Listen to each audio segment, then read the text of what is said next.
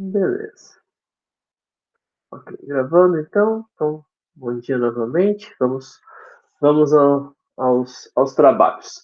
Bom, essa temática dessa semana, se a gente for observar, né, que é a parte de termoquímica, como a gente viu na aula assíncrona, é um recorte da termodinâmica, né? Então, termodinâmica é algo bem mais amplo, né, que vai estudar os princípios de calor, energia aplicados aí a todos os sistemas, né? Vamos falar aí no sistema, numa abordagem mais das engenharias ou numa abordagem mais física, né, do contexto. E aí a gente faz alguns recortes, né? Então, por exemplo, a mecânica faz um recorte, a engenharia de energia faz outro recorte, e a química faz outro recorte, que é a termoquímica, né? Então, para a gente interessa mais falar das grandezas associadas ao calor, então a gente vai deixar o trabalho um pouco de lado e vai falar de calor, e especificamente calor de reação tem um nome, né, que é entalpia, tá? Então a gente vai, como sempre, fazer mais exercícios do que falar de parte teórica, mas é bom a gente sempre fazer algumas abordagens, né, marcar algumas coisas aqui para ficarem bem claras. Uma das observações importantes aqui é que quando a gente fala em entalpia, a gente está falando de calor de reação, representado pela letra H. Né? E se a gente fala desse calor de reação, a gente tem que lembrar que quando como é uma grandeza, né, ela está associada a um valor numérico. Só que a gente vai observar que a gente não consegue medir entalpia de um momento específico, né? A gente não consegue falar daquela entalpia daquele instante. A gente vai falar sempre da variação de entalpia, né? Então, como a gente vai falar sempre da variação, a gente tem que lembrar que entalpia é uma função de estado. E o que é uma função de estado, né? Função de estado basicamente significa que importa para nós o estado inicial, então vamos colocar aqui A, e o estado final B.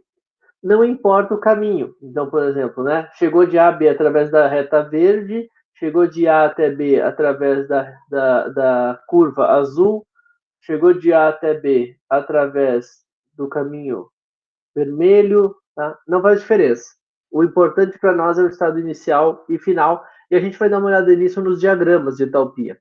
Quando a gente fala isso nas transformações, né, nas variações de entalpia dentro de uma reação, a gente vai observar que não vai mudar, claro, independente do caminho que a gente fizer, e a gente vai poder trabalhar com variações de entalpia de reações desconhecidas sem precisar realizá-las. Então, a gente não precisa, por exemplo, fazer uma reação específica para determinar a variação de calor. A gente pode fazer outras reações que estão associadas, determinar o calor delas e chegar a uma terceira.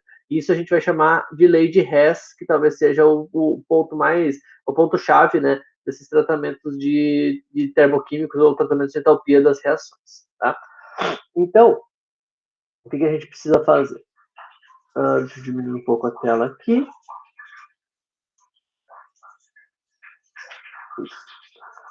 A gente precisa observar, quando a gente fala de uma reação, né, no aspecto bem geral, que a gente sempre tem, né, uma variável principal, que é a quantidade de calor envolvida, né? Então a gente vai ter que associar toda essa reação à quantidade de calor envolvida, mas a gente tem um outro fator aqui determinante, que é o sentido em que a reação ocorre, né?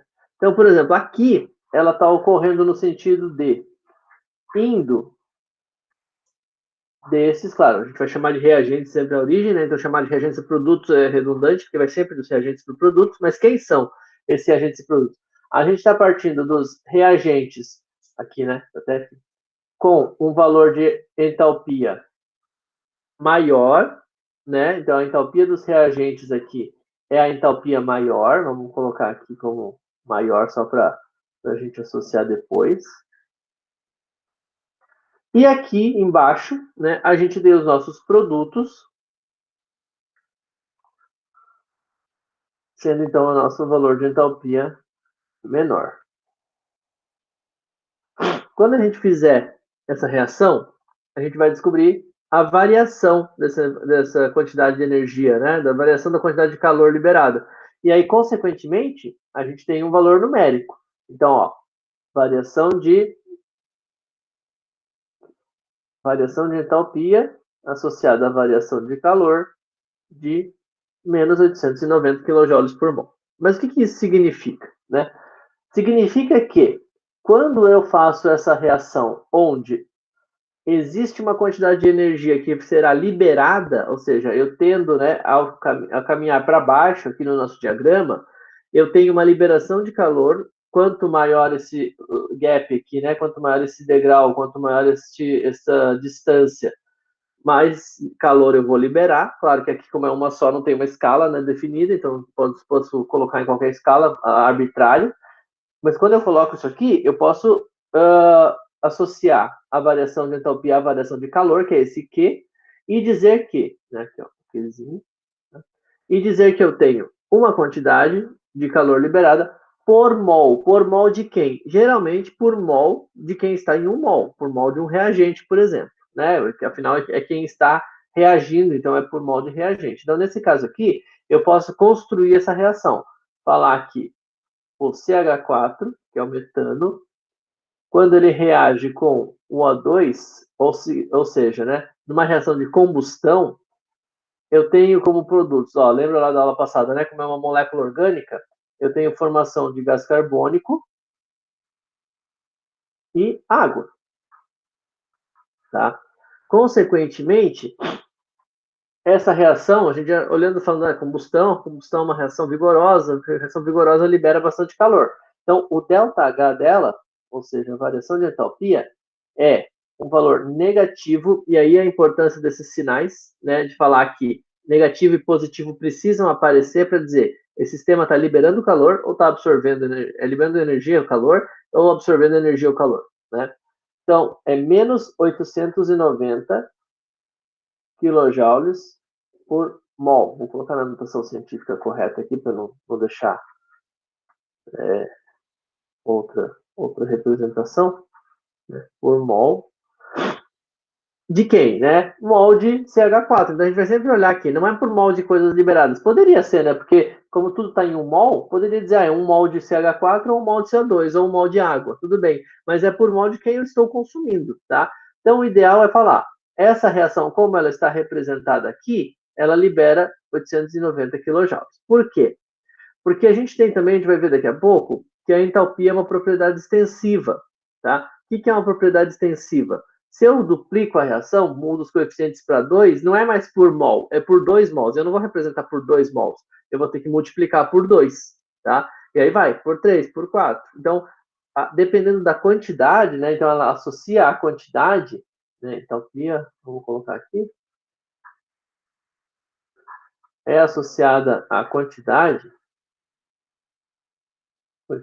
de substância associada que reage, não tenho uma relação como eu tenho, por exemplo, a potencial, né? Potencial é por elétron, né? Não é por elétron, na verdade, está diretamente relacionada aos elétrons. Então, não é uma quantidade que vai ser multiplicada, então não vou multiplicar elétron, né? Não é por mol de elétron. Então, aqui é quantidade porque é por mol de substância. Então, tem que ser multiplicado, tá? Beleza. Mas, um pouquinho, aqui, a gente tem a situação possível inversa. Aí você vai falar, nossa, mas tem como acontecer nesse caso aqui? Não, nesse caso não, mas na teoria tudo funciona, né? Então a gente tem aqui, por exemplo, uma relação, né, uma relação termodinâmica para mostrar para nós que se eu quiser, né, se eu tivesse desejo de trazer a partir do CO2 e da água para regenerar meus antigos reagentes, percebam que agora quem era reagente está sendo chamado de produto, que era produto sendo chamado de reagente, porque vai depender do sentido da seta. Se eu quiser regenerar, eu preciso ter um gasto de energia não mais associado ao primeiro, mas eu preciso ter não é um gasto, não vai liberar, preciso ter um consumo, uma absorção de energia em valor numérico equivalente. mas em sinal trocado. Ou seja, o meu ΔH agora vai ser de mais 890 kJ por mol. E aí a gente fica pensando o seguinte, tá, quantitativamente é isso, né? Mas a gente consegue fornecer energia para o CO2 e para a água para que eles se regenerem? Não. Né? Então, quer dizer, existe um cálculo, existe um valor numérico que nos dá essa informação, mas aí a gente tem que associar, claro, aos outros conhecimentos químicos para poder dizer se isso vai acontecer ou não. Tá? Claro, isso é um caso extremo, combustão. É só para mostrar que todos eles têm possibilidades. Mas, claro, por enquanto, a gente não tem relações que digam para a gente, né, não é possível, é possível. A gente vai ter que associar com outras variáveis, outras grandezas. Então, aqui no caso, é a mesma reação, só que é no sentido inverso. Como a combustão não tem equilíbrio, essa reação não vai acontecer. Mas só para a gente identificar que os dois, as duas transformações são teoricamente possíveis. É só a gente inverter a quantidade de calor necessária, tá? Então, a gente vai trabalhar rapidamente aqui só para fixar essa ideia. Deixa eu aumentar um pouco.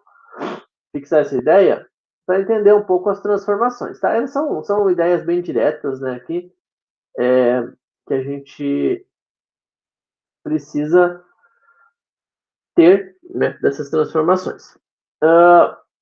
Basicamente, a gente pode montar, vou montar a primeira, e as outras duas aqui podem ficar para fazer mais tarde, porque hoje a gente quer focar mais nas relações de entalpia. Mas o que essa primeira reação nos diz aqui? Que a partir de carbono elementar, ó, já está até balanceado para ajudar a gente, né? Carbono elementar e hidrogênio gasoso, a gente forma o acetileno, C2H, opa, C2H2. C2H2 gasoso. Tá, aí é factível, né? Dá para tentar formar, não é o processo mais rápido nem o processo mais adequado, mas daria para pensar em algo assim. Talvez a gente demandasse uma quantidade de energia muito grande. Mas o que a gente vai precisar entender, né, desse processo como um todo? De que a gente tem uma variação agora no eixo, né, de entalpia de 0 para 227 positivo. Então, quer dizer, se eu estou indo de entalpia igual a 0, né, perceba, a gente não vai medir isso, isso tem um porquê, a gente já vai entender. Para entalpia mais 227, significa que a nossa variação, que é o que nos interessa, é de 227 positivo quilojoules por mol. Perceba, agora vai ser por mol de substância formada, né? Então, de novo, igual eu falei, a gente pode fazer essa leitura, por exemplo, por mol de hidrogênio consumido, mas não faz muito sentido. O hidrogênio para nós aqui é só um reagente, porque o nosso foco principal aqui é no produto. Lá na combustão era no reagente. Então, vai depender do enfoque que a gente quer dar dentro da reação, tá? Então, a nossa variação é positiva. Só que essa variação positiva tem algumas implicações. Primeiro, por que a gente partiu do zero?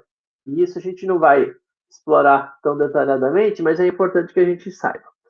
A gente partiu do zero porque a gente está falando das entalpias das substâncias, vamos colocar aqui entre aspas, simples. Tá? Ou seja, na forma como elas são encontradas na natureza. Né? Então, no seu nível de energia mais baixo, se a gente puder chamar assim. Então, por exemplo, o carbono, grafite sólido, né, só pode ser para as nossas condições, hidrogênio gasoso, oxigênio gasoso, sódio metálico, por aí vai, tá? Qualquer outro metal e tudo mais. Essas substâncias, elas são obtidas assim na natureza, então a gente vai considerar como sendo nossa referência. Então, essa nossa referência é a entalpia zero, né? E a partir dessas substâncias, ó, perceba que a gente tem o O2, né, como exemplo, nos outros dois aqui, tanto faz a estequiometria, porque vai partir do O2. Essas substâncias vão ser nossa referência para que depois a gente calcule as transformações. Outro ponto importante aqui a gente está tendo um consumo de energia para formar o acetileno, tá? Agora, para as outras reações, as outras duas transformações aqui, a gente tem um gasto de energia. Então, quando a gente tem consumo e gasto de energia, né, então a gente vai falar de ΔH com consumo de energia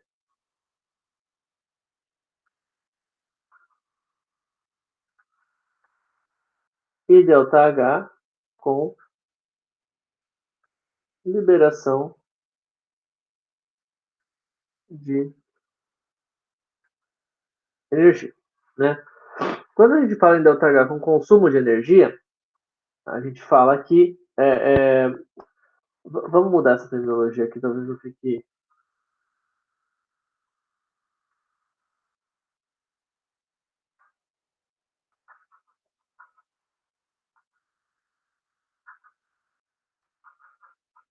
Vai gerar confusão, tá?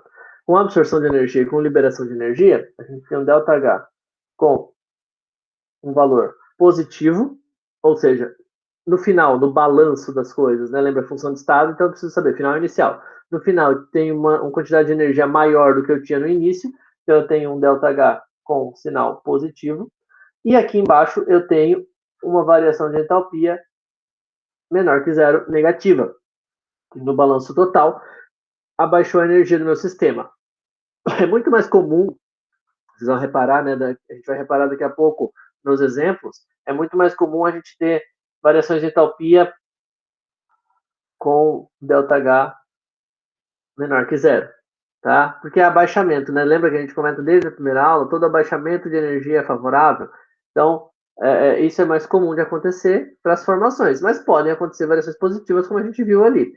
Claro, para a gente saber se essas reações são efetivamente são factíveis ou não, a gente precisa observar caso a caso, entender outros processos envolvidos. Mas, de novo, o nosso ΔH tem um valor associado à transformação, tá? Beleza. Ok. Claro, né? E aí a gente precisa ter uma nomenclatura específica para cada coisa. Então a gente tem aqui que a nossa liberação de energia é um processo exotérmico e a nossa absorção de energia é um processo endotérmico, certo? E aí, para os outros duas transformações, a gente vai ter, né, uma associação também direta, só que agora de diminuição de energia, de novo, partindo da substância simples, ou seja, partindo da terminologia, né, da referência que é zero, e abaixando energia para formar o estado físico, formar a substância naquele estado físico, tá? Até aí tudo bem? Tudo tranquilo? Sim, professor, tá tranquilo Sim? por aqui. Tudo tranquilo? Pode Então, continuar. beleza. Então, beleza. Bom, e aí a gente entra, né, como é que posso dizer, nessa comunicação entre reações, né? Então, quando a gente tem uma informação de uma reação só, a gente consegue tirar várias conclusões, consegue chegar a várias interpretações, mas a gente às vezes precisa de uma informação mais completa, né? E essa informação mais completa a gente não consegue obter experimentalmente, então a gente vai tirar de outras reações que a gente já conhece. Para isso, né, talvez não seja novidade, mas é sempre bom recordar, a gente tem a chamada lei de Hess. Lei de Hess, em essência, vai nos dar as possibilidades de combinar, né, os valores de ΔH, né, para que a gente tenha um objetivo atingido. Então, para que a gente chegue no valor de ΔH necessário ao final. E como que a gente vai fazer isso? Bom, a gente vai dar uma olhada aqui em várias relações e propriedades e depois a gente tenta interpretar essa lei de Hess como um todo, que a gente tem vários exercícios aqui para fazer isso. Bom, vamos entender o seguinte, ó. Se eu tenho uma transformação como, por exemplo, água indo do estado líquido para o estado gasoso, então a gente vai falar de uma transformação que a gente chama de vaporização, tá? A gente tem um consumo de energia de 44 kJ. quando a gente tem uma transformação da água indo do estado sólido para o estado líquido, que é a nossa transformação denominada fusão, a variação de energia é de 6,01 kJ. Tá? Perceba, não tem relação numérica nenhuma, né? Cada um com seu gasto de energia. E aí vem a questão. Nesses pontos aqui, a gente está vendo que do sólido para o líquido, vou colocar aqui, tem um gasto de energia, né? Vamos colocar aqui um ΔH de 6,01, e do líquido para o gasoso, um gasto de energia de 44. Né? Tudo isso associado às relações de forças intermoleculares, então a gente precisa romper mais. Do sólido para o líquido, a gente só aumenta o grau de agitação, então as moléculas continuam próximas, mas estão mais agitadas. Do líquido para o gasoso, elas estão separadas, as interações intermoleculares são em taxas muito menores, então eu preciso de uma energia muito maior para fazer essa separação acontecer. Tá?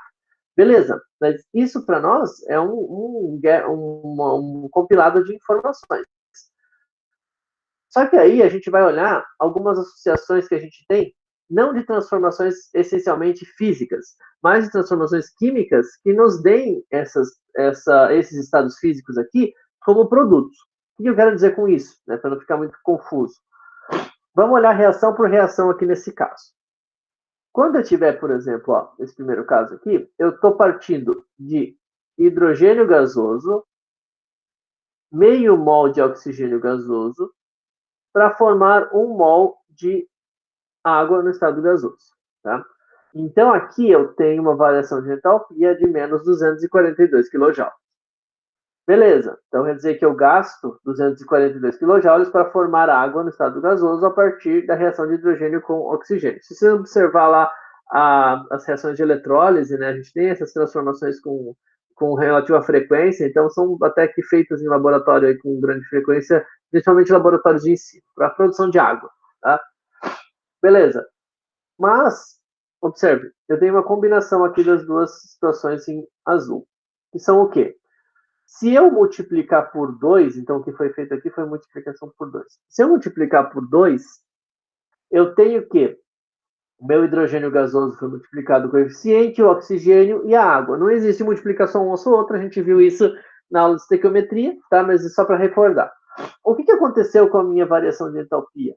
Também multiplicou por 2, tá? Então, isso é uma relação que a gente comentou agora há pouco, que permite nominar essa propriedade, então a entalpia, como uma propriedade extensiva. Tá? Quer dizer, conforme eu multiplico, aumenta tudo. Tá? Percebam que já não tem mais a nomenclatura por mol aqui no começo.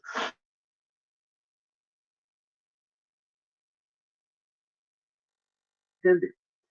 Tá? Tá envolvido tantos quilojoules para essa reação, tá envolvido tantos quilojoules para essa reação. Tudo bem? Para a gente saber a qual transformação se refere, a gente sempre tem que falar da reação balanceada. Então, para eu falar, a formação de água no estado gasoso consome 242 kJ, eu preciso desenhar qual é a estequiometria que eu estou falando. Porque as duas são transformações que fazem a mesma coisa. Só que a de 242 kJ é a primeira. Então, a primeira, ela vai mostrar um balanceamento. A segunda, outro balanceamento. Ah, professor, mas eu posso falar, então, que é por mol, né? Vou deixar claro aqui que é por mol, mas não adianta, porque eu posso estar falando do primeiro por mol de água, o segundo por mol de oxigênio. E aí, posso confundir. Tá? Então, sempre tem que estar a reação desenhada e não escrita.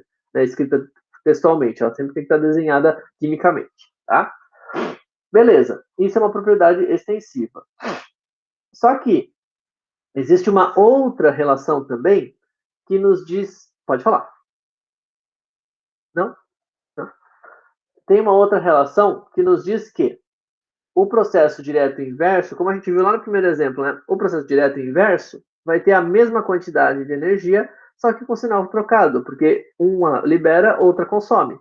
Então, a gente vai relacionar isso aqui. A transformação de água no estado gasoso em sua substância simples. H2 gasoso, meio mol de O2 gasoso. E olha só, eu tenho que a variação de entalpia dessa reação é de mais 242 kJ.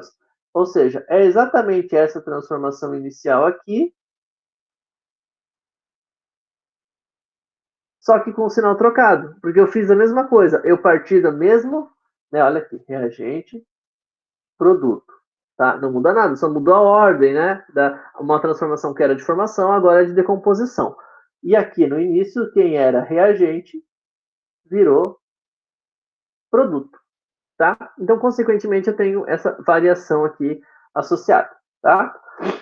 E agora, né, mostrando aqui as duas relações que a gente já viu, a gente tem uma outra informação aqui que aparentemente está isolada. Né? Quando a gente fala que a partir de hidrogênio gasoso,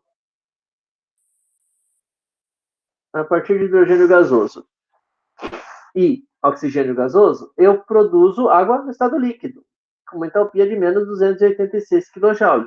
Tá, mas a gente estava falando de água no estado gasoso ali em cima, né? Então, por que está falando de água no estado líquido? Bom, vamos dar uma olhada no seguinte, ó. Se eu tenho água, deixa eu melhorar essa cor, senão vai ficar muito claro. Se eu tenho água formada a partir de H2 e O2,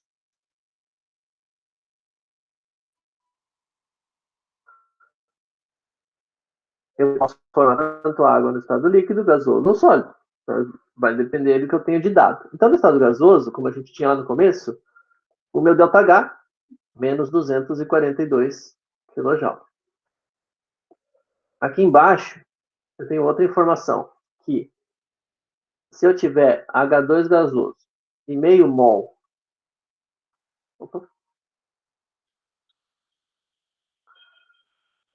de O2 gasoso, eu formo água no estado líquido. E agora com um ΔH de menos 286 kJ. Vamos só olhar, sem precisar desenhar, né, o diagrama, sem precisar fazer nada. A gente vai ter que olhar o seguinte e pensar, tá, qual é a diferença de um para outro? Aqui na primeira, então vamos chamar, que a gente vai começar a fazer muito isso, chamar as reações por números, né? Na reação 1, a gente tem a formação da água no estado gasoso. Na reação 2, a gente tem a formação de água no estado líquido. Ou seja, eu formei no primeiro uma que está no estado de energia menor, então está mais liberado, né? Então a gente está com energia maior, né? Na verdade, então quer dizer, está com um grau de liberdade maior, aumentado. Então, a transformação do primeiro para o segundo seria uma mudança de estado físico. A diferença aqui seria a mudança do estado gasoso para o estado líquido. E aí existem alguns artifícios para a gente tentar entender isso. Primeiro, a forma qualitativa, olhando e tentando entender. A gente pode dizer que do primeiro para o segundo, a gente tem uma relação de variação de estado físico gasoso para líquido, certo? Se a gente tem uma variação de estado físico gasoso para líquido, significa que o nosso ΔH está associado à diferença de valores que eu tenho aqui. Então, se um é 242, o outro é 286, eu tenho que isso aqui vai me dar uma diferença de 44 kJ. Mas não era exatamente o que a gente viu ali no começo? Que no estado líquido para o estado gasoso, eu tenho um consumo de 44 kJ. Só que agora é do estado gasoso para o estado líquido. Então eu tenho uma liberação de 44 kJ. Por isso que a reação 2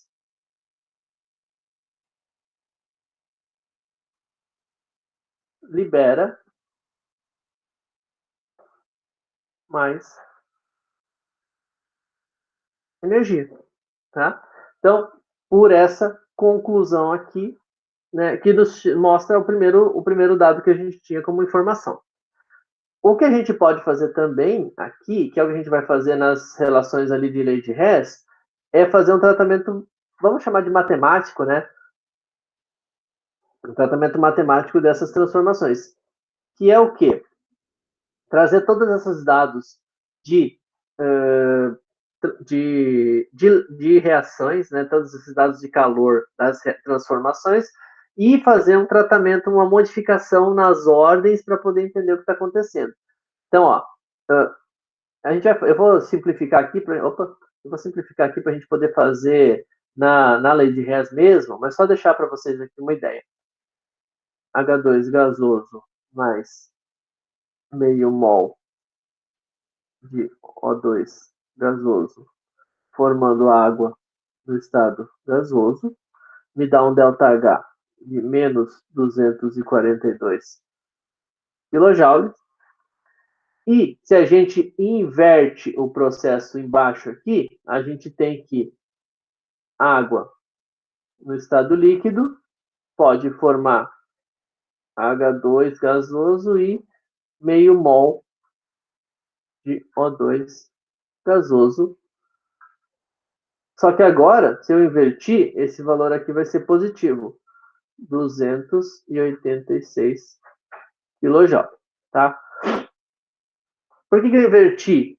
Para mostrar para vocês uma condição que a gente tem que vai reger para nós toda essa lei de Hess. Observe o seguinte, aqui a gente vai fazer uma coisa que a gente não vai fazer sempre, mas é para deixar bem, talvez, clara aqui a ideia. Vamos somar todas as reações. Então, se a gente somar as reações,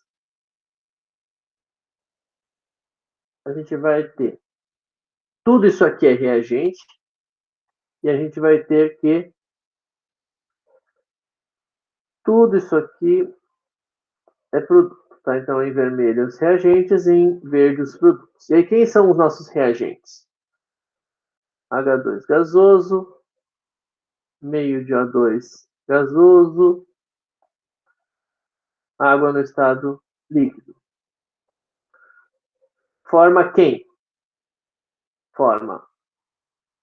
Opa.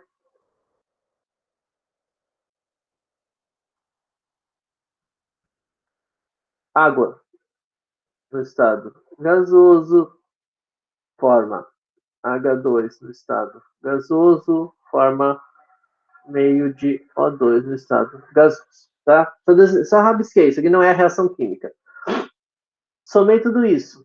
Mas por que eu somei tudo isso? Para mostrar que a gente pode somar os processos matematicamente. E eles vão fazer sentido no final.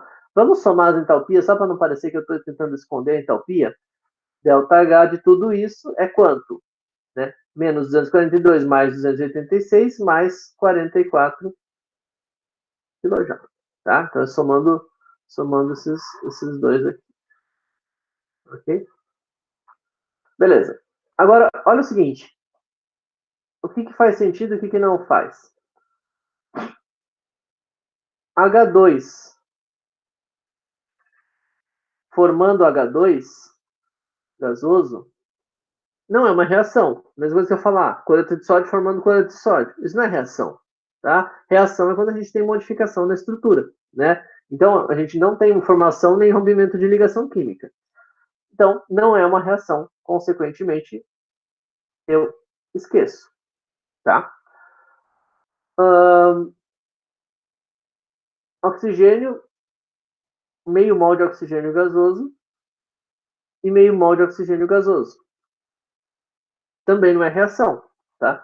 Então, consequentemente, eu esqueço. E o que sobra? Sobra aqui a reação em si.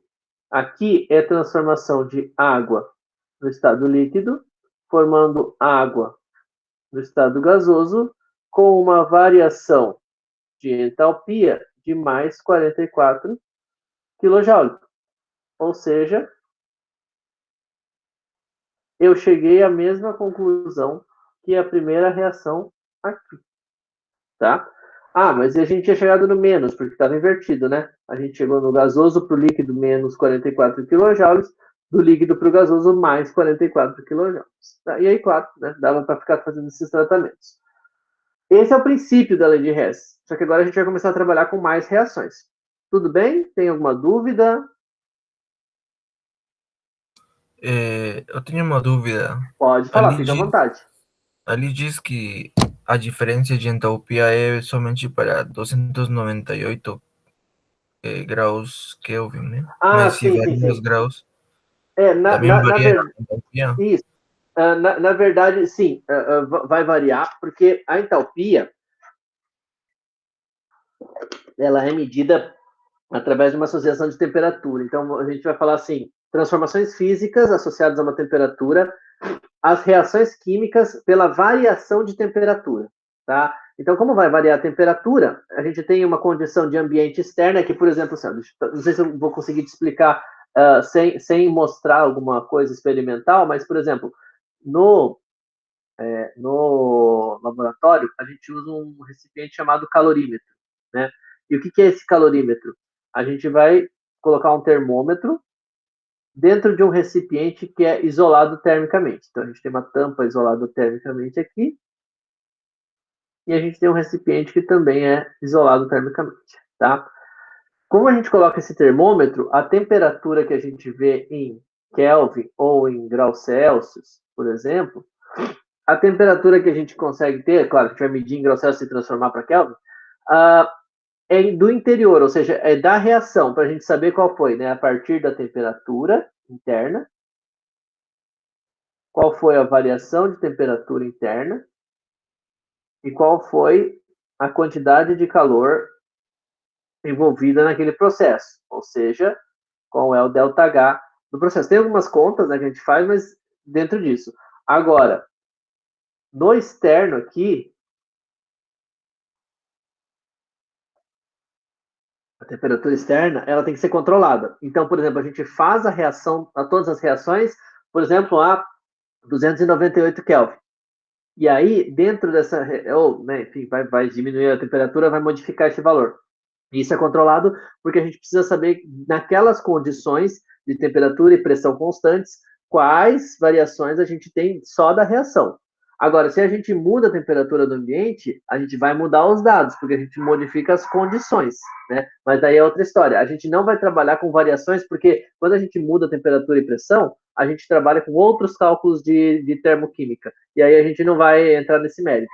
Mas daria para fazer, tá? Até você observa que a gente nem mexeu muito com essa temperatura de fusão aqui, né? Porque daí já seria uma outra grandeza, a gente teria que fazer uma outra interpretação.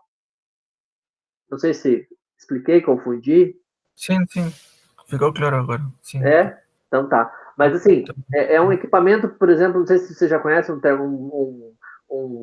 calorímetro, mas é como se fosse uma garrafa térmica, né? Lá dentro tem as variações de calor mínimas para poder medir a temperatura exata. O de fora é uma temperatura que não vai interferir lá dentro, na teoria, né? Sempre tem as perdas, mas no calorímetro ideal, um não interfere no outro, Tá bom, professor. tá bom? Você vai observar que a gente não vai colocar os valores de temperatura, mas deixa eu ver se algum deles eu coloquei de dados. Não, aqui eu não coloquei. A maioria desses valores aqui está associados a grandezas, a exercícios, né? E aí presume-se que a gente está falando de uma temperatura igual para todos, mas a gente poderia, numa abordagem mais físico-química da coisa, variar a temperatura e aí tentar ver as variantes que a gente tem nesses cálculos, tá? Como a ideia é ver o princípio agora, né, da coisa, a gente não vai ter essa variação por enquanto, tá? Mas depois eu tento achar algum exemplo que fale disso, só para a gente ver a complexidade, né, para tentar entender como que a coisa não fica mais tão clara assim. Bom, vamos lá então. Vamos trabalhar com especificamente a lei de Hess para tentar entender como que isso vai acontecer. Então, o que os exercícios de lei de Hess vão pedir para a gente, basicamente? Que a gente tenha uma transformação, né? Então, essa é a nossa transformação aqui. Então, vou fazer o seguinte. Tá. Essa é a nossa transformação, certo? E a gente precisa saber a variação de calor envolvida na reação entre carbono, grafite e hidrogênio gasoso para formar C2H6, tá? O etano, é uma molécula orgânica. E para isso, a gente tem algumas informações, que são os nossos dados. Dessas informações, já adianta uma observação. Não é necessariamente obrigatório utilizar todas as reações que a gente tem. Tem gente que usa mais de uma vez a reação, tem gente que não usa todas. E tudo bem. É importante a gente chegar todo mundo no mesmo resultado. Tá? O caminho vai interferir nada, assim como a propriedade, que é uma propriedade como função de estado. Tá? Beleza. Então vamos lá. A gente tem aqui um dado, vamos dar uma olhada neles, né? Vamos reescrever aqui só para ficar maiorzinho aqui para nós. A gente tem. Não precisa reescrever. Vamos nominar aqui e falar de cada um deles. No primeiro dado, a gente tem hidrogênio e oxigênio formando água no estado líquido, que a gente já conhece. No segundo dado, a gente tem carbono, grafite e oxigênio formando CO2, que a gente já viu também. E no terceiro dado, a gente tem a combustão do etano, né, formando CO2 e água, então combustão completa. Dados de combustão são bastante úteis nessas reações de formação, né? A gente está falando de uma reação de formação ali, então a gente precisa ter como combustão, porque a gente precisa que o nosso produto apareça em algum momento. E ele vai aparecer não numa outra formação, né? Geralmente ele vai aparecer numa reação que seja de liberação de energia. Então, combustão é uma das mais comuns. Beleza. E aí a gente vai pensar o seguinte, temos que rearranjar estas equações aqui de baixo. Como que nós vamos rearranjar estas equações aqui? Vamos pensar o seguinte, ó. A gente tem como produto C2H6. Então, eu vou tentar colocar ele como produto também. Ah, um detalhe, esquecemos de mexer em uma coisa aqui. Ó. Não temos a equação balanceada. Então, antes de qualquer coisa, vamos balancear a equação. Esqueci desse ponto, a gente já ajusta. Aqui. A gente tem carbono sólido, carbono grafite, mais hidrogênio gasoso, formando C2H6 gasoso. Tá? Esse balanceamento é mais fácil, né? A gente tem as substâncias isoladas aqui, então, 2 carbonos para 2 carbonos, 6 hidrogênios para 6 no total, então 3 aqui. Tá? O balanceamento aqui é mais direto, então fica mais fácil de fazer. Ok, temos a nossa equação balanceada. Como nós temos essa equação balanceada, agora sim a gente pode observar o que a gente quer. Eu vou até trabalhar com ela balanceada direto, porque daí a gente não gera confusão. Nós temos aqui, ó, o etano como produto. Então, nós precisamos rearranjar as equações como o etano como produto, porque no final ele vai ter que aparecer como produto. Então, nossa equação 3, ela vai ser invertida. Se ela vai ser invertida, para que o nosso C2H6 aqui apareça como produto, a variação de entalpia vai ser invertida também, só que a gente inverte em sinal, não é o inverso do valor, é o inverte o sinal, tá? Porque o que era consumo agora é formação. Então, nós temos que 2 mols de CO2 gasoso mais 3 mols de água no estado líquido formam C2H6 gasoso mais 7 mols e meio, 7 meios mols de O2 gasoso. Isso vai nos dar uma variação de entalpia de mais 1559,7 kJ. Tá? Eu só mudei o sinal porque eu inverti toda a condição aqui. Eu inverti a equação. Tá? Então, o que eu precisava era ter a nossa C2H6 como produto. O nosso C2H6 está como produto aqui. Beleza. Tá? Então, temos aí. Só que agora, nós precisamos trabalhar com os outros reagentes. Quem são os nossos outros reagentes? Vamos lá.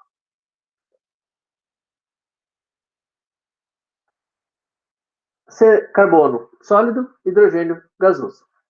Vamos na ordem contrária aqui, então. Carbono sólido. Carbono sólido, ele está aqui. E o carbono sólido está aqui. Tá? Beleza. Então, quer dizer que ele está como reagente nos dois casos, tanto na reação que eu preciso, quanto no meu dado. Só que eu preciso multiplicar, porque afinal eu não preciso ter, eu não posso ter apenas não posso ter apenas 1 mol de carbono, eu preciso de 2 mols de carbono.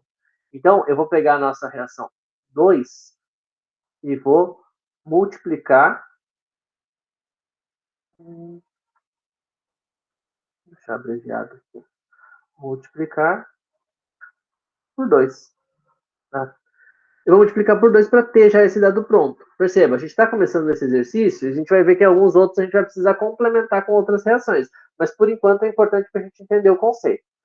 Se eu multiplicar tudo por 2, eu vou ficar com 2 carbonos sólido, a reação 2 ali, mais 2 oxigênios gasoso, formando 2 CO2 gasoso.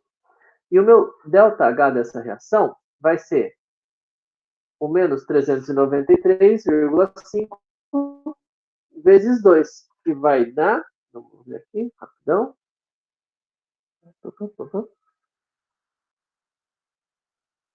393,5 vezes 2, 787. Então, vai me dar um valor de entalpia de menos 787 kJ. Tá? Então, percebam, ó, aquilo que a gente comentou. Mudei o coeficiente, modifiquei a reação.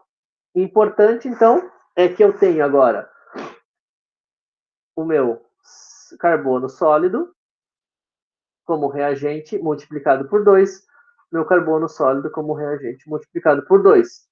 Originalmente, ele era esse aqui, ó. Tá? Eu tive que multiplicar a equação, não só inverter. Tive que multiplicar. Não precisei inverter, só multiplicar. E vou utilizar a equação 1 também, fazendo o quê? Vou utilizar a equação 1 para localizar o nosso hidrogênio. Vou fazer um desenho em volta aqui para diferenciar. Tá? Nosso hidrogênio está aqui. Então, ele está como reagente também. A diferença é que agora eu preciso multiplicar essa equação só que por 3, né? Então, eu vou multiplicar por 3. A primeira equação. Então, o que eu vou fazer? 3 hidrogênios gasosos mais meio. Opa, meio não, né? 3 meios de oxigênio gasoso, formando 3 moléculas de água no estado líquido. E o meu ΔH vai ser igual a 3 vezes aquele valor. Então, é 285,8 vezes 3. 857,4. Menos 857,4 kJ. E o que eu fiz aqui? Por que eu precisei multiplicar por 3?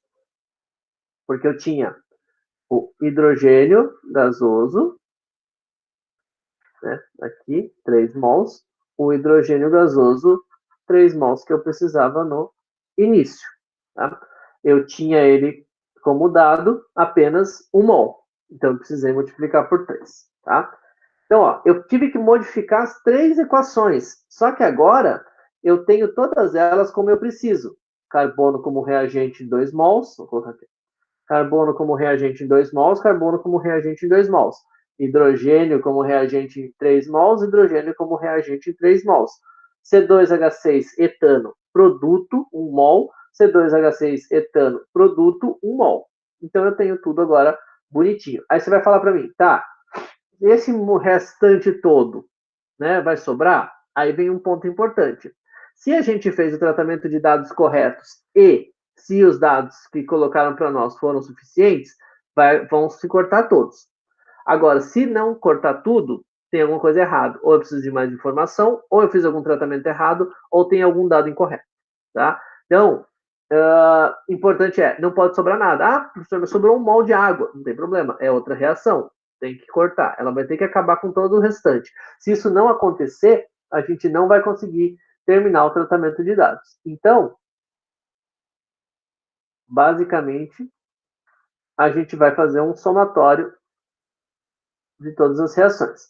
O certo seria eu colocar todos os reagentes e todos os produtos, mas a gente já entendeu, né, que se reagente e produto é igual, não tem porquê, porque não é reação, não é transformação química. Então a gente vai olhar já no nosso cálculo aqui e ver o que a gente pode fazer. Por exemplo, vamos ver uma cor que eu não usei ainda.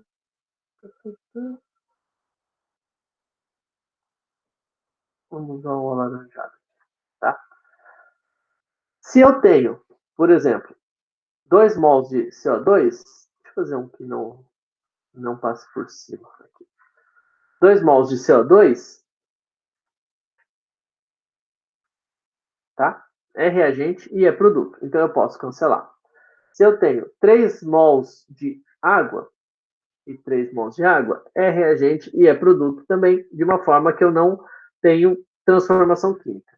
E aí sobra quem? Oxigênio. Aí você vai falar, mas tem 2 oxigênios aqui. Beleza, então quando tem mais de um, a gente vai somar, porque para todos os reagentes eles são iguais, né? Para todos os reagentes aqui da reação 2 e da reação 1 são oxigênio gasoso, então a gente pode somar.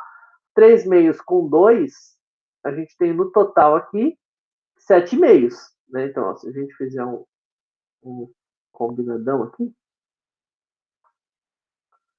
tá? 3 meios com 2 são 4 meios, então 4 meios com 3 meios, 7 meios. Eu tenho 7 meios com 7 meios, tá? Então, cancelei também. Então, no caso aqui, deu certo. Claro, é um exercício feito para funcionar, para mostrar como funciona. Mas quando a gente tem dados livres, então fala assim, procure os dados, nem sempre a gente acha os dados certos. Você vai descobrir agora, quando a gente corta e vê que sobrou alguém, tá? Então, beleza. O que a gente tem no final?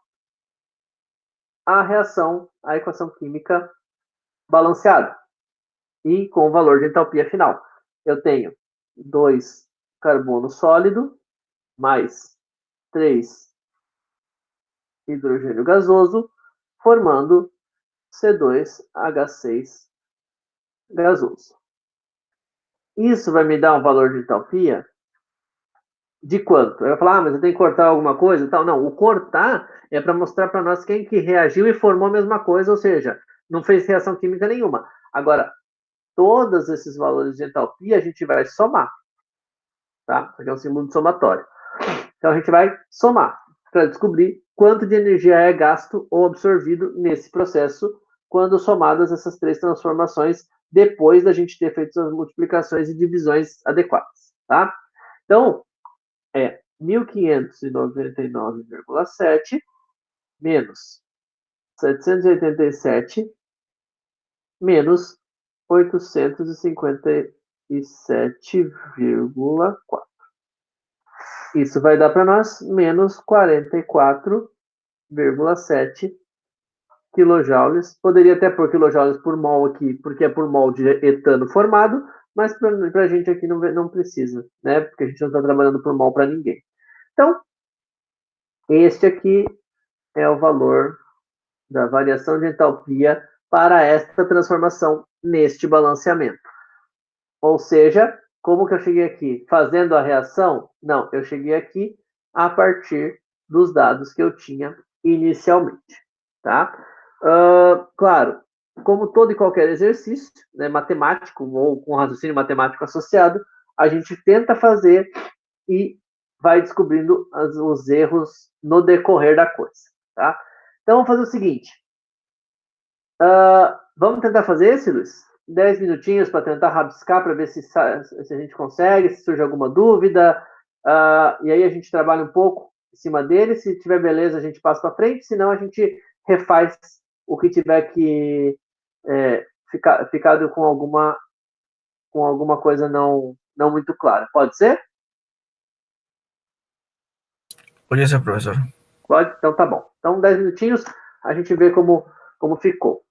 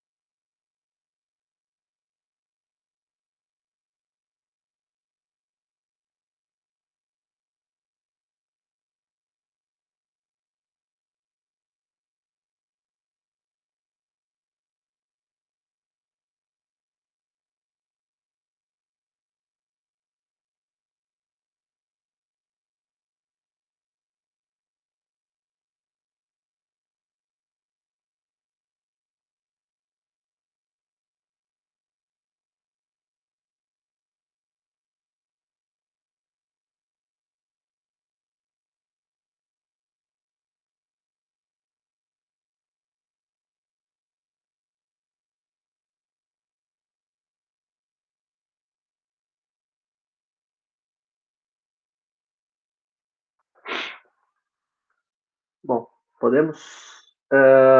Eu vou deixar um esquema de resolução, mas antes, Luiz, você tem algum ponto em específico que você queira que destaque? Deu para fazer mais ou menos? Ou não deu também, não tem problema. Eu acho que vai dar mais, ainda não termino, né? Mas Não pode tem continuar. problema. Tá. Não, você quer mais um tempinho para tentar concluir? Não, pode continuar com a aula. Eu vou tentar fazer aqui também. É, Mas tá eu bom. acho Então que vai dar certo. eu vou apontando aqui os pontos principais e você vai me interrompendo se tiver alguma coisa que você queira que destaque, tá? Bom, então vamos lá. Eu vou tentar resolver de uma forma mais, né, direta agora, porque a gente já conhece alguns dos princípios, mas qualquer coisa, pede aí que eu paro. Então, eu vou destacar primeiro quem são os nossos pontos principais. Vou destacar de outra forma agora, né? Vamos variar. O NO gasoso. Tá, não, vai ficar. O NO gasoso está aqui como reagente. O O, e aí é O assim mesmo, tá? É um tipo de reação que vai envolver ozônio, então é um pouco diferente aí na abordagem, tá? Para cá, só que ele tá como produto e numa estequiometria diferente, então a gente vai ter que fazer um tratamento. E aqui o NO2 como produto está, cadê o NO2? Aqui, como produto. Então, observe o seguinte, né? Na verdade, quem vai ficar diferente é só a nossa reação 3. Vamos dominar elas novamente aqui. A reação 1, reação 2, reação 3. Aparentemente, a reação 1 não vai precisar fazer nada. Ela vai fornecer um produto e um reagente junto. Desculpa, um reagente e um produto junto. Então, consequentemente, ela vai ficar como está e vai dar duas informações. Parece que a reação 2 não é usada, mas e aí? Será que é usada? Será que não é? Vamos ver o seguinte, ó. Se a gente mantiver a reação 1, NO mais O3, formando NO2 mais O2, vou manter o ΔH, menos 180, opa, 198,9 kilojoules, beleza, tá? Não precisou fazer nada. E vou para reação 3, que eu vou precisar inverter, porque ó, no 3 o oxigênio é produto e eu preciso dele como reagente, e além de inverter, eu vou precisar dividir por 2, porque na verdade eu tenho o oxigênio 1 mol na minha reação que eu desejo e não 2 mols. Então eu inverto ela, né? Então deixa eu só destacar aqui, ó, a reação 1 ficou igual, e a reação 2 eu vou inverter e dividir por 2, tá?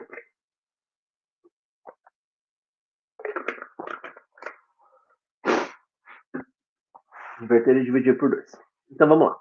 Vai ficar O gasoso formando meio mol de O2 gasoso.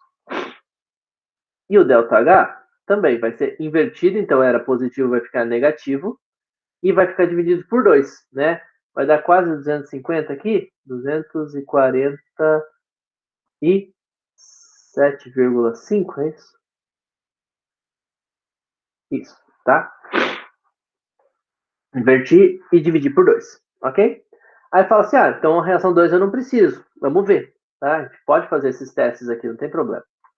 O que a gente tem de informação? Vamos tentar fazer o somatório de tudo aqui, né? Quem com quem, né? Então, quem que eu já cancelo aqui, se eu for olhar? Na verdade, não cancelo ninguém, né? Eu tenho as informações todas, mas me sobra muita gente. Então, eu falo assim, poxa, e agora, né? Como é que eu faço? Vamos tentar, vamos somar, ver o que dá. Eu tenho o NO gasoso mais O3 gasoso mais O gasoso. formando NO2 gasoso mais... Aqui eu tenho dois que podem se somar. Não vão cancelar ninguém, mas eu posso somar. O2 mais meio de O2 dá 3 meios de O2 gasoso. E o ΔH de tudo isso, se fosse essa transformação que eu fizesse? Vamos fazer essa soma aqui.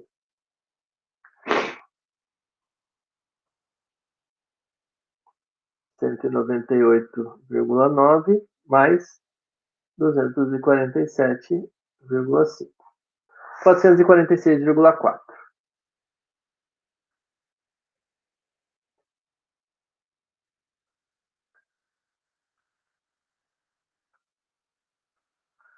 Quilojoules. Beleza? Bom, e aí a gente vê nitidamente que não tem ainda, né, os nossos reagentes e produtos da reação problema. Então, a gente volta e vai usar a reação 2. Perceba o seguinte, ó, reação 2, eu vou ter que cancelar o O3 e o 3 meios de O2, que é exatamente o que eu tenho, ó, O3 e 3 meios de O2, então o ozônio e o gás oxigênio. Só que se eu colocar do jeito que ela está aqui, ela vai ter mais reagente O3 e mais produto O2. Então, reagente e produto iguais. E eu não quero, eu quero inverter para poder cancelar. Reagente de uma reação e produto de outra eu consigo cancelar. Então, eu vou inverter a reação 3. Então, vamos lá. Vamos para parte 2. Eu vou colocar a reação... Opa, essa não. Eu vou colocar a reação 3, a equação 3, e inverter. Como que eu vou inverter? Vai ficar 3 meios de O2 formando O3 gasoso com um ΔH de... Cadê? 3. Só que agora positivo porque eu inverti, tá? De novo, agora a gente vai olhar e ver se dá para cancelar alguma coisa. Dá para cancelar? Agora dá, ó. O O3 com o O3 é reagente e é produto, e o O2 com o O2 também dá para cancelar. Um é reagente, outro é produto. Então, consequentemente, quando eu montar toda essa equação no final, eu tenho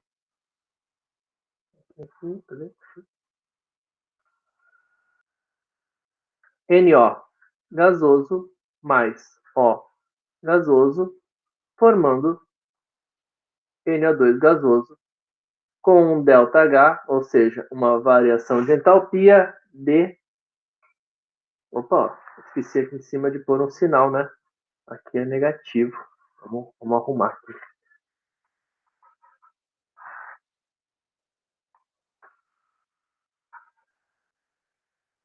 Aqui, pronto. Com um ΔH de...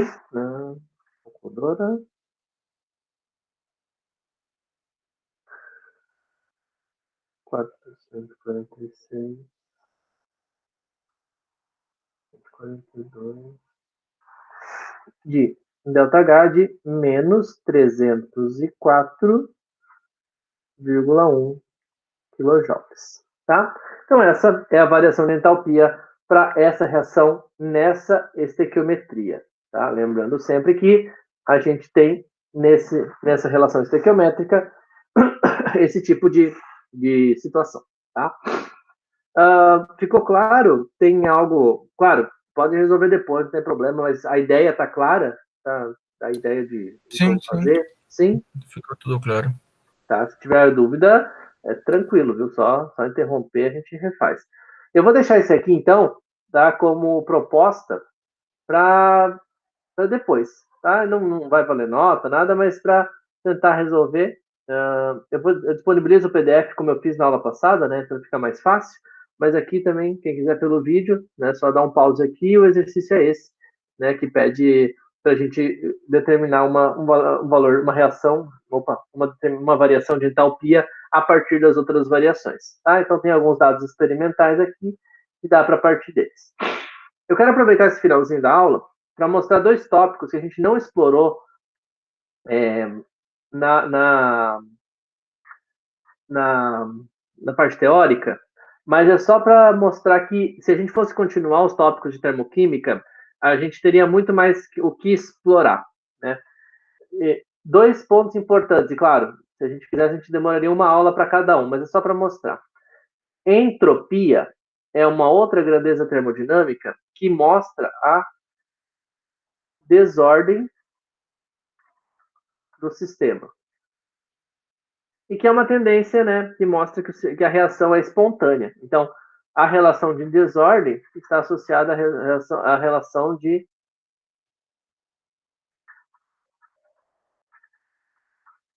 espontaneidade. Certo? Ou seja, se a reação é espontânea, está aumentando a desordem do sistema. E o que é a desordem do sistema, né? Aumentar a desordem significa que a variação de entropia é positiva. Entropia, né, vai ser representada pela letra S. Então, só para dar um exemplo para vocês, né, mais ou menos do que essa ideia nos traz. Vou mostrar aqui, por exemplo, ó, quando a gente fala de moléculas gasosas, a gente tem que lembrar que todas elas estão aleatoriamente no espaço. Então, quando a gente fala, por exemplo, na reação A, que eu tinha 3 mols, né, de moléculas gasosas, aqui, ó, 2 e 1, todos gasosos. E eu coloquei para 2, ou seja, eu diminuí o número de moléculas gasosas, moléculas aleatórias, eu diminuí a desordem. Então, se eu diminuir a desordem, minha variação de entropia é negativa. Então, o sistema não é espontâneo, tá? Então, ΔS positivo, aumento da desordem, vai nos dar uma espontaneidade do processo. E aí, claro, eu vou deixar aqui como, não como exercício, nada, mas para vocês darem uma refletida em cima disso, para tentar entender como que a coisa fica em relação à desordem, né? Vou fazer um outro aqui só para deixar claro. Por exemplo, vamos fazer a reação aqui, né? Grande. A reação que tem mais de um produto, para não parecer que é só um que se forma. Quando eu tiver aqui, ó,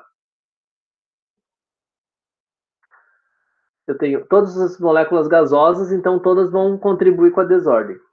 1 mol de gasosas e 5 mols de gasosas, ó, 1 e 5, formando 3 mais 4, 7, eu tenho que eu fui de 1 mais 5 para 3 mais 4. Eu fui de 6 para 7. Então, eu aumentei o número de moléculas no estado gasoso. Só vou considerar aqui estado gasoso, né?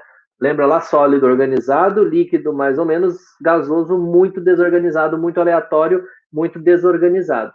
Então, se eu fui de 6 para 7, consequentemente, eu aumentei o número de moléculas gasosas. Aumentei o número de moléculas gasosas, eu aumentei a desordem. Se eu aumentei a desordem, a variação de entropia é positiva. Então, esse sistema é espontâneo, tá? Mas, claro, tem muito mais atrás disso, tem muito conceito, é só para mostrar para vocês. E aí, aqui vai mostrar algumas outras reações, perguntando não mais o ΔS positivo, mas quais diminuem a entropia do sistema, ou seja, quais reações se organizam, né? Então, para organizar, né? Então, vamos colocar aqui diminuição da entropia, é um processo onde o ΔS vai ser negativo, eu vou diminuir a desordem, então ele não vai ser, ele é um processo não espontâneo. Certo? Só para dar uma ideia, tá? Vocês vão ver isso em outras disciplinas, não é para o nosso momento agora, mas é que se a gente falar de termoquímica sem tocar em entropia e energia livre, fica meio em aberto. Parece que é só entalpia que existe e não é. E o outro tópico, que é a energia livre, que também daria uma aula inteira, é só para explicar o seguinte, que toda reação química é como se fosse essa imagem aqui, ó. Essa imagem aqui, ó. Empurrar a pedra num buraco, tá? Por que isso? Quando chega nesse ponto aqui embaixo, ela chega espontaneamente, só empurrar que ela vai.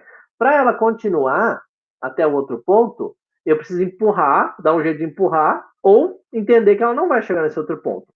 Isso, quando a gente transpõe para uma reação química, que é aqui na direita, a formação da amônia, por exemplo, a gente tem uma diminuição da Desculpa, a gente tem uma diminuição da energia, claro, mas a gente tem um caminho onde a reação é espontânea da esquerda para a direita e o outro caminho onde a reação é espontânea da direita para a esquerda. Isso explica aquela história de falar, professor, toda reação converte 100%? Não, toda reação tem um ponto de máximo, ou no caso de mínimo, onde a gente atinge o chamado equilíbrio. Semana que vem a gente vai falar de equilíbrio e vai ficar algumas coisas vão ficar mais claras. Mas no aspecto termodinâmico, a reação chega até aqui.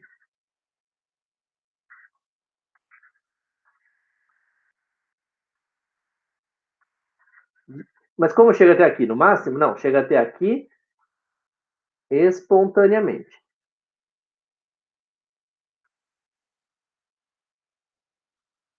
Tá? De novo, por que que chega, como que chega, quais os cálculos, isso não é para a gente nesse momento, porque não é da química geral, é de uma química um pouco mais específica, ou seria de uma química geral mais ampla, né? Uma química geral 2, por exemplo. Tá? Mas para a gente entender aqui, o ponto mais importante de tudo isso é a gente vai trabalhar com reações que têm uma conversão máxima até esse ponto, e se a gente quiser que ela aumente, a gente precisa entender quais os processos que podem ser modificados. Como a gente vai falar de equilíbrio na semana que vem, a gente vai ver que dá para mudar o equilíbrio, tem condições de alterar o equilíbrio, tirar reagente, colocar reagente, mudar sistemas de pressão, mudar a temperatura, que é o que a gente pode fazer e entender que a energia de Gibbs vai favorecer a reação espontaneamente até este ponto aqui. Tá? A partir dele, a gente modifica o sistema natural. Às vezes precisa, às vezes não. Às vezes a gente só interpreta e diz que é até ali que a reação chega. Tá? Bom, claro, né? Essas duas últimas informações foram super superficiais, mas é só para mostrar que vai muito além de entalpia, né? Porque senão às vezes parece que é só variação de calor, entalpia e ali acaba. E não é isso. Inclusive, a energia de Gibbs vai fazer link com a nossa próxima aula. Ficou alguma dúvida? Quer que eu retome alguma coisa? Não, professor, para mim está tudo bem, eu consegui entender tudo. Eu queria Então pedir para tá. você se Pode falar. poderia trocar a aula, como que se diz? O arquivo? Assíncrona. É, Sim, sim, não, sim. Ah, não, desculpa. para a segunda. Ah, E tá. seria esta com a aula assíncrona. Dá para fazer isso? Tá. Então vamos fazer o seguinte: semana que vem, como ainda é a nossa última aula desse bloco, vamos Uhum. manter nesse combinado, e aí depois, na semana da prova, a gente faz um recombinado e eu inverto. Tá bom, professor. Tá bom? E Sim, daí tá. aí a gente consegue organizar, porque daí já reprograma a prova e inverte para o último bloco. Podemos? Uhum. Sim, tá bom.